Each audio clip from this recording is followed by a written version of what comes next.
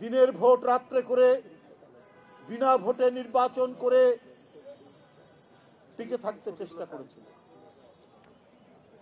কিছুই হয়নি। এত গুম খুন, এত বিচার বহির্ভূত হত্যা, এত টাকা ব্যাংক থেকে হরিলুট। 2018 সালের সেই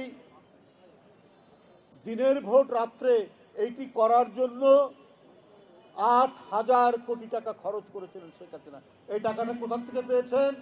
নিজেদের ব্যবসায়িক গোষ্ঠীকে দিয়ে চাঁদা তুলিয়েছেন, ব্যাংক থেকে হাজার হাজার কোটি টাকা ঋণ নিয়েছিলেন।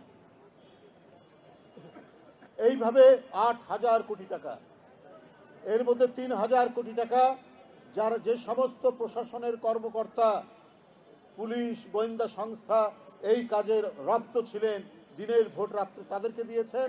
আর 5,000 কোটি টাকা নিজেরা ভাগ বাটোয়ারা করেছেন, তাও 4 জন শেখ হাসিনার ঘনিষ্ঠ লোক। এটা কি মানুষ সইবে? ব্যাংকে কার টাকা থেকে? জনগণের টাকা থেকে। বেসিক ব্যাংক লুট করেছেন কার টাকা? জনগণের টাকায়। সোনালী ব্যাংক লুট করেছেন কার টাকা? জনগণের টাকা। বাংলাদেশ ব্যাংক থেকে আপনি যে 800 কোটি টাকা হাওয়া হয়ে গেল, কার টাকা? জনগণের টাকা। ইসলামী ব্যাংক লোপাট করেছেন।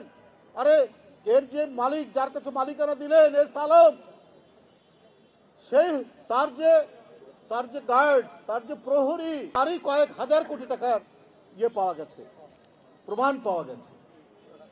এটা তো আল্লাহ কখনো সহ্য করবে না।